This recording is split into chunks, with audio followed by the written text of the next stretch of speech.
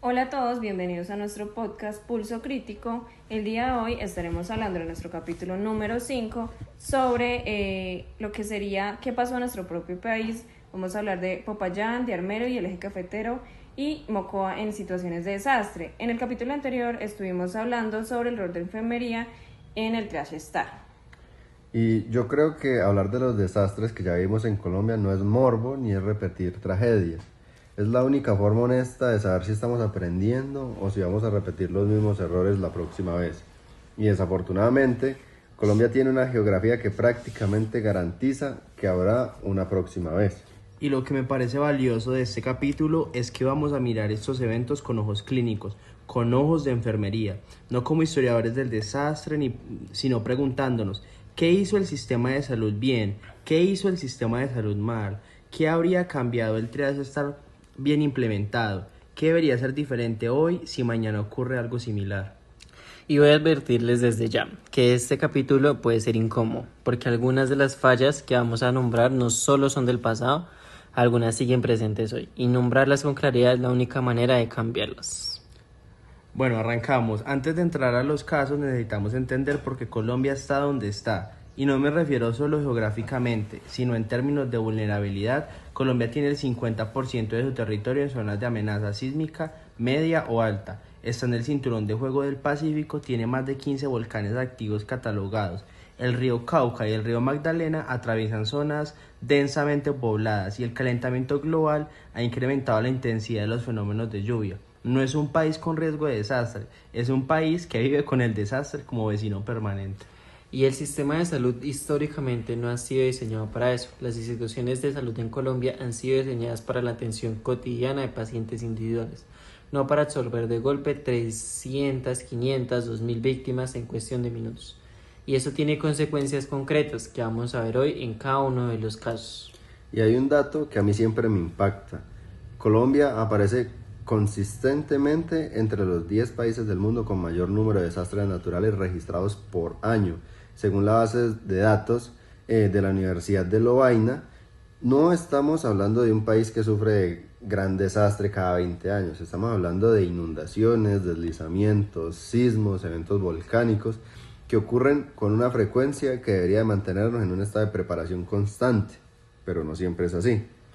Con ese contexto claro, entremos al primer caso y vamos cronológicamente empezando con el terremoto de Popayán, que fue en 1983 y que muchos consideraron el primer gran desastre moderno de Colombia, en el sentido de que puso en evidencia por primera vez las carencias del sistema de salud en emergencias masivas. Era Jueves Santo de 1983, las 8:10 de la mañana. La mayoría de la población estaba en misa o en procesiones de Semana Santa, y a esa hora un sismo de magnitud 5.5 sacudió Popayán durante aproximadamente 15 segundos.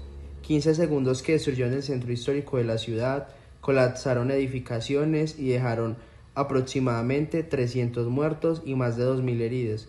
Parece un número manejable comparado con lo que vendría después en Colombia, pero fue devastador para la capacidad de respuesta sísmica de la época. Y lo primero que hay que decir de Popayán, que es de donde yo vengo, es que el Hospital Universitario San José, que era el principio centro de atención de salud de la ciudad y hasta el día de hoy lo sigue siendo, quedó seriamente averiado por el sismo. Eso es algo que se repite en desastres de todo el mundo y que los ingenieros llaman el efecto paradoja. El edificio que más se necesitó en un terremoto es frecuentemente uno de los primeros en quedar inutilizable, porque fue construido antes de que existieran normas de sismo resistencia. Y eso pues depende del punto de vista, desde el punto de vista de enfermería y de triage tiene una consecuencia inmediata. Los pacientes llegaron a un hospital que no podía recibirlos. El personal de salud tuvo que improvisar zonas de atención en los parques, en los espacios alrededor del hospital, sin camillas, sin suministros organizados, sin un sistema de clasificación estructurado. El triage que se hizo fue intuitivo, basado en la experiencia de cada profesional, no en un protocolo compartido. Y cuando el triage es intuitivo e individual, ¿qué pasa? Que hay sesgos. El profesional atiende primero al que grita más, al que está más visible, al que tiene una herida que impresiona más visualmente, aunque no sea el que más riesgo tiene de morir en los próximos minutos. En cambio, un paciente con hemorragia interna que está callado, pálido y puede pasar desapercibido hasta que entra en shock irreversiblemente. Exactamente, y ese es el punto de oro del triage star. elimina el sesgo. El algoritmo no te pregunta si el paciente grita o no, te pregunta 3 cosas objetivas: respira, perfunde, sigue órdenes, y con eso asignas la prioridad. En Popayán, en 1983, ese sistema no existía en Colombia. El TriageStar se había desarrollado apenas un par de años antes en California y no había llegado todavía a los currículos de salud colombianos. Otra falla documentada de Popayán fue la comunicación. Los primeros respondedores no tenían manera de saber cuántos heridos había en cada sector de la ciudad, qué tipo de lesiones predominaban, qué hospitales de ciudades cercanas como Cali podían recibir pacientes. Toda era información de boca en boca, con el caos que eso implica. Pacientes graves fueron transportados sin estabilización previa porque nadie supo coordinar el orden del transporte. Y hay algo que ocurrió en Popayán que se repitió en casi todos los desastres colombianos posteriores: el fenómeno de la convergencia espontánea. Cientos de personas que querían ayudar llegaron al área sin coordinación, sin entrenamiento, sin saber a quién reportar. Y en lugar de ser un recurso, se convirtieron en un obstáculo. Bloquearon accesos, movieron pacientes sin criterio, generaron más caos. Y ahí hay una intervención de enfermería concreta que hoy debería existir y que en Popayán no existió. El enfermero de control de convergencia, que es quien en la zona fría organiza a los voluntarios espontáneos, les asigna tareas específicas, los ubica en roles donde pueden aportar sin generar daño. Eso requiere que el enfermero tenga autoridad real en el escenario y que haya protocolos claros para voluntarios. Bueno, ahí nos queda la pregunta de ¿qué aprendió Colombia de Popayán? En términos institucionales, este terremoto fue uno de los detonantes para que se creara el Sistema Nacional para la Prevención y Atención de Desastres, que es el antecedente del actual Sistema Nacional de Gestión del Riesgo, y eso es positivo, pero la implementación fue lenta y cuando llegó la siguiente gran tragedia, apenas 2 años después, el sistema aún no estaba listo. Bueno, ahora vamos a hablar de una de las tragedias más importantes en Colombia y pues más conmemorativas, Armero.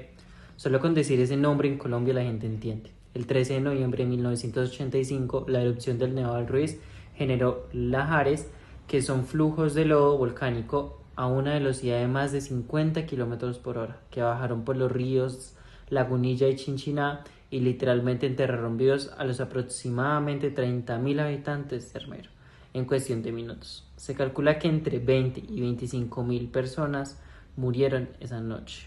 Y la razón por la que Armero es tan impactante, más allá del número de víctimas, es que era un desastre que se podía haber evitado, o al menos que sus consecuencias se podían haber reducido drásticamente. Los geólogos habían advertido con meses de anticipación que el Nevado del Ruiz estaba en actividad. Se habían publicado mapas de riesgo que mostraban exactamente qué zonas serían afectadas por los lahares. El mapa de riesgo señalaba a Armero con claridad en riesgo. Y sin embargo, la noche del 13 de noviembre, 20.000 personas estaban dormidas en sus casas en Armero. No hubo evacuación, no hubo alerta efectiva, y eso no fue por falta de información técnica, sino por falta de voluntad política, por subestimación del riesgo, por no querer generar pánico o afectar la economía local y por una cadena de mando que no funcionó. Cuando finalmente sonaron las sirenas de la radio, el lahar ya estaba llegando. Y ahora miramos la respuesta sanitaria. Los sobrevivientes de Armero, que fueron aproximadamente 5.000 personas, llegaron a Bogotá, a Ibagué, a Honda, a Manizales en condiciones críticas, hipotermia severa porque estaban cubiertos de lodo que bajaba del glaciar a temperaturas muy bajas, fracturas múltiples, trauma psicológico masivo, y los hospitales receptores no estaban preparados para eso porque nadie había activado un protocolo de alerta hospitalaria con anticipación. El caso de Omaira Sánchez se volvió el símbolo mundial de la tragedia. Una niña de 13 años atrapada en el lodo durante más de 70 horas, cuyas imágenes recorrieron el mundo. Y lo que pocos saben es que los equipos de rescate intentaron extraerla, pero no contaban con el equipo técnico adecuado. Y la extracción forzada habría causado una embolia que la habría matado de inmediato. Era una decisión de triage en tiempo real. Con los recursos disponibles no se podía salvar esa vida sin causar la muerte inmediata. Y eso es exactamente lo que los sistemas de triage deben preparar al personal para enfrentar, es decir, la decisión de cuándo una intervención agrava más que ayuda, cuando los recursos deben dirigirse a quien tiene la posibilidad real de sobrevivir. Es una decisión que nadie quiere tomar, pero que en desastres masivos alguien tiene que hacerlo. Y ese alguien necesita entrenamiento, protocolos y respaldo institucional. En Armero también se documentó algo que hoy llamaríamos falla en la cadena de transporte del triage. Los pacientes más graves llegaban a los hospitales pequeños de municipios cercanos que no tenían capacidad para atenderlos, mientras que hospitales de mayor complejidad en Bogotá e Ibagué esperaban sin información. No había un sistema centralizado que dijera cuántos pacientes críticos hay, cuántos nivel 2, cuántos pueden ir a atención básica.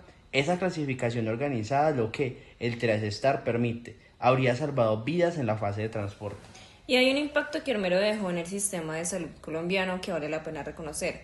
Generó la primera gran respuesta de salud mental de emergencia del país, porque los sobrevivientes llegaron con un nivel de trauma que el sistema no había visto antes, y eso empujó a desarrollar protocolos de primeros auxilios psicológicos que antes no existían en Colombia. El diagnóstico de síndrome de estrés postraumático comenzó a tomarse en serio en el país a partir de Armero. Pero la lección más grande de Armero, la que nunca debemos olvidar, es esta. Tener la información del riesgo y no actuar sobre ella mata igual que no tener la información. El mapa estaba, la advertencia estaba y 20.000 personas murieron de todas formas. El conocimiento sin acción es inútil. Y en enfermería lo aplicamos así. Un diagnóstico de riesgo que no genera una intervención es papel mojado. El 25 de enero de 1999, a las 11:19 de la mañana, un sismo de magnitud 6.2 sacudió el eje cafetero. El epicentro estuvo cerca de Armenia, pero el impacto se sintió en toda la región cafetera: Quindío, Risaralda y Caldas, y parte del valle. Armenia quedó totalmente destruida, en más de un 80% de su infraestructura. El número oficial de muertos llegó a cerca de 1.900 personas, más de 8.000 heridos y más de 200.000 personas se quedaron sin vivienda. Y en este terremoto es especialmente importante para analizar desde enfermería porque ocurrió en el 99, cuando Colombia se suponía que ya tenía el Sistema Nacional de Prevención y Atención de Desastres funcionando, cuando ya había lecciones aprendidas de Popayán y de Armero, y cuando el triage START ya era conocido en los ámbitos académicos de salud. En teoría, debíamos estar mejor preparados, y en algunos aspectos, pues se lo estaba, pero en otros, los mismos errores se repitieron. Empecemos por lo que funcionó mejor, que en los casos anteriores la respuesta internacional fue más rápida y más organizada. Llegaron equipos de búsqueda y rescate de varios países con equipamiento especializado, la Cruz Roja Colombiana, la Defensa Civil, activaron protocolos con más rapidez que en 1983, y los hospitales de ciudades no afectadas como Pereira, Manizales y Bogotá se pusieron en alerta hospitalaria dentro de las primeras horas. Eso representó un avance real. Pero el Hospital Universitario San Juan de Dios de Armenia, de nuevo, el principal centro de atención de la ciudad afectada, quedó con serios daños estructurales y tuvo que ser parcialmente evacuado.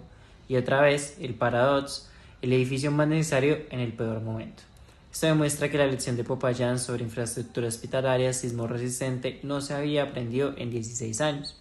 Eso es inaceptable y es una falla institucional, no una tragedia inevitable. En el eje cafetero se documentó por primera vez de forma sistemática en Colombia algo que en la literatura internacional se llama el síndrome de la atención hospitalaria colapsada, cuando el hospital funciona pero al 200 o 300% de su capacidad, empieza a funcionar mal para todos. Los pacientes no son de desastre, los que llegaron esa mañana con un infarto o con una apendicitis quedan sin atención porque todos los recursos están dirigidos a los heridos del sismo, y eso genera una segunda ola de muertes inevitables que nadie contabiliza.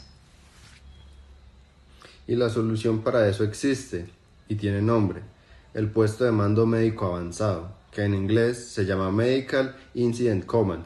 Es una estructura de coordinación que se instala fuera del hospital, en el campo, y que distribuye los pacientes entre los diferentes centros de atención disponibles según su capacidad y según su prioridad del triage. En el eje cafetero se intentó implementar algo parecido, pero de forma improvisada y tardía. El resultado fue que muchos rojos llegaron a centros de baja complejidad y muchos verdes saturaron los hospitales de alta complejidad. Y eso nos lleva a una mejora concreta que podemos nombrar hoy. Cada municipio en zona de riesgo sísmico alto debería tener identificado de antemano su puesto de mando médico avanzado, no improvisado en el momento del desastre, un lugar físico determinado con coordenadas GPS registrados en el plan de emergencias, con responsabilidades asignadas a personas específicas por nombre y cargo, y con simulacros que prueben que funcionan realmente. En el eje cafetero también hubo un fenómeno interesante que quiero nombrar, el surgimiento de los primeros respondedores comunitarios entrenados. Varios trabajadores de empresas cafeteras y líderes comunitarios de veredas rurales habían recibido capacitación básica en primeros auxilios y en las primeras horas antes de que llegaran los equipos profesionales fueron ellos quienes aplicaron vendajes, inmovilizaron fracturas y evitaron que algunas víctimas murieran desangradas. Eso demuestra el valor real de la educación comunitaria en primeros auxilios, que es una intervención de enfermería en la etapa de preparación. Y hay un dato del eje cafetero que me parece fundamental para entender el rol del enfermero en la recuperación. La crisis psicosocial post-desastre duró años. El número de suicidios en la región aumentó significativamente en el año siguiente al sismo. El consumo de alcohol se disparó. Hubo una ola de violencia intrafamiliar asociada al estrés del desplazamiento y la pérdida de la vivienda, y el sistema de salud mental colombiano no estaba preparado para absorber ese impacto prolongado. Eso es algo que el enfermero en recuperación debe anticipar y para lo que debe haber recursos asignados. El eje cafetero también generó un aprendizaje positivo muy concreto.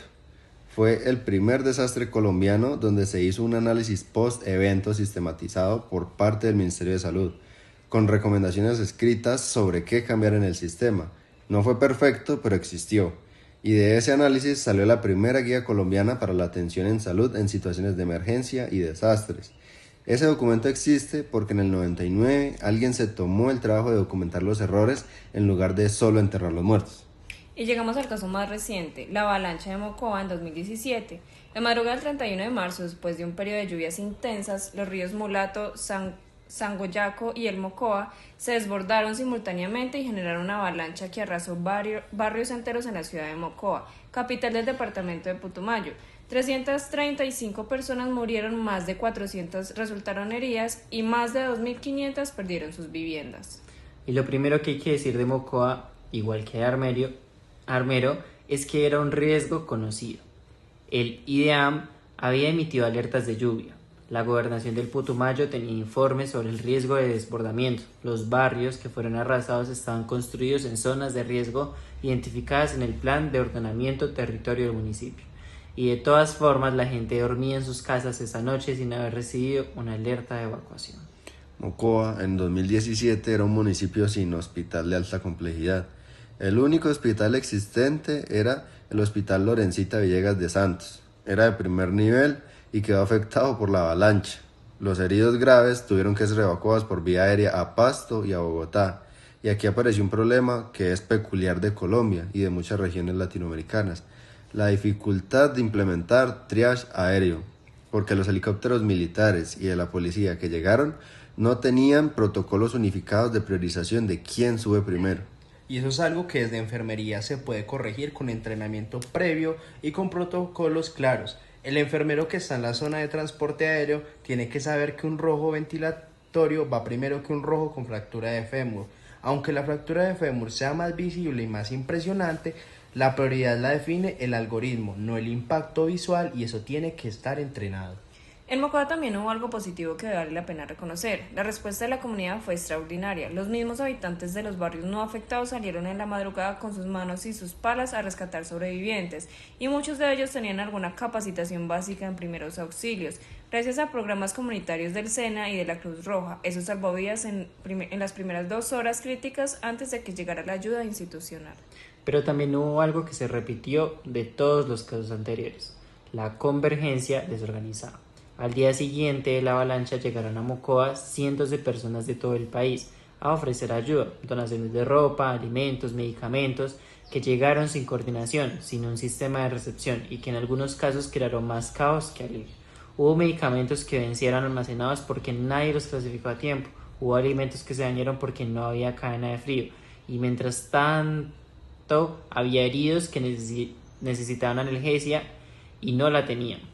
Y ese problema de la gestión de donaciones en desastres tiene una solución documentada: un nodo logístico de recepción, clasificación y distribución de insumos, coordinado por el personal de salud que sabe qué se necesita, en qué cantidades y con qué urgencias. Eso no es logístico solamente, tiene un componente de enfermería porque requiere conocimiento clínico para priorizar qué insumos van primero al área de críticos. Ahora quiero que hagamos un ejercicio. Miremos estos cuatro casos juntos y nombremos los patrones que se repiten. Porque si algo se repite en Popayán, en Armero, en el eje cafetero y en Mocoa, no es mala suerte. Es una falla sistémica que requiere una solución sistemática. El primero y el más grave es el tema de la información que no se convierte en acción. En Armero había mapas de riesgo, en Mocoa había alertas del IDEAM, en el eje cafetero habían informes técnicos y en todos los casos la evacuación preventiva no ocurrió o ocurrió demasiado tarde. Eso no es un problema técnico, es un problema de gobernanza y de comunicación del riesgo. Y el enfermero tiene un rol ahí, ser el puente entre la información técnica del riesgo y la comprensión de la comunidad. La educación comunitaria en gestión del riesgo es una intervención de enfermería. El segundo patrón que se repite es la vulnerabilidad de los hospitales. En Popayán el hospital quedó dañado, en Armenia el hospital quedó dañado, en Mocoa el hospital quedó afectado. 34 años después de Popayán seguimos poniendo hospitales en zonas de riesgo o sin construirlos con los estándares sismo resistentes adecuados. Eso no tiene excusa técnica, tiene solo excusa presupuestal y política. Y nombrar esa falla también es el rol del enfermero, participar en los comités de planeación de infraestructura en salud y exigir que los hospitales sean totalmente seguros. El tercer patrón es la ausencia del triage estructurado en las primeras horas. En todos los casos, el triage que se hizo al inicio fue intuitivo, individual, sin protocolo compartido, y eso genera inequidad. Quien está más cerca del profesional más entrenado, pues tiene más probabilidad de sobrevivir que quien está igual de grave, pero fue clasificado por alguien sin experiencia. El Triage START resuelve eso porque estandariza la decisión, pero para estandarizar hay que entrenar, y para entrenar hay que priorizar ese entrenamiento en los planes de formación del país. El cuarto patrón es la falta de atención a la salud mental a largo plazo. Popayán, Armero, eje cafetero y Mocoa, en todos los casos de respuesta aguda tuvo algún nivel de atención, pero el acompañamiento psicosocial en los meses y años siguientes fue insuficiente, fragmentado o inexistente. El diagnóstico de síndrome de estrés postraumático, el duelo complicado y el de trastorno depresivo mayor post-desastre son diagnósticos que el enfermero puede identificar, documentar y para los cuales puede generar planes de cuidado, pero se requiere que el sistema asigne recursos para la recuperación con la misma urgencia que los asigna para la respuesta. Y hay un quinto patrón que yo quiero agregar, que es quizás es sutil, pero quizás el más poderoso: la invisibilidad del enfermero en las decisiones del sistema. En todos estos desastres, el enfermero estuvo en el campo, el enfermero clasificó, estabilizó, contuvo, cuidó, pero el enfermero no estaba en las reuniones del comité de crisis donde se decidía qué se hacía y a dónde iban los recursos. El enfermero no firmó los protocolos que se publicaron después, el enfermero no apareció en las ruedas de prensa, y si no apareces en las decisiones, no puedes cambiar el sistema. Pero bueno, la pregunta que no podemos evitar es: si mañana hubiera un terremoto de magnitud 6.5 en ciudades como Bogotá o Medellín, ¿estaríamos mejor que en el 83 o mejor que en el 99? Honestamente, en algunas cosas sí. Hoy existe el Sistema Nacional de Gestión de Riesgo con la Ley 1523 del 2012, que es una estructura legal mucho más sólida que lo que existía antes. Las fuerzas militares y la policía tienen equipos de respuesta a desastres más entrenados. Algunas instituciones de salud tienen planes hospitalarios de emergencias actualizados. La red de urgencia tiene protocolos de activación que en los 90 no existían. Pero en otras cosas, la respuesta honesta es que no. La mayoría de los enfermeros colombianos que trabajan hoy en urgencias no reciben entrenamiento formal en Triage START.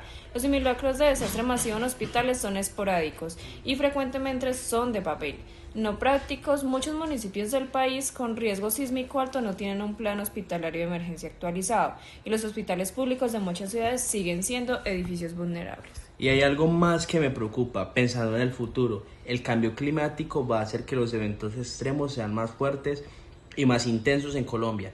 Las proyecciones climáticas para el país muestran una mayor intensidad de lluvias, periodos de sequía más prolongados que aumentan el riesgo de incendios forestales y mayor inestabilidad de laderas por la combinación de lluvia intensa y vegetación deteriorada.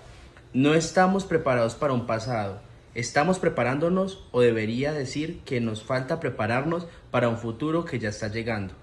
Listo, entonces ahora gracias por acompañarnos en este capítulo, fue intenso, fue real y espero que haya sido útil. Popayán, Armero y el Eje Cafetero, Mocoa, y cada uno de esos nombres representa miles de historias de familias de vidas. La mejor manera de honrar esas historias es aprender de ellas. Hasta el próximo capítulo. Gracias.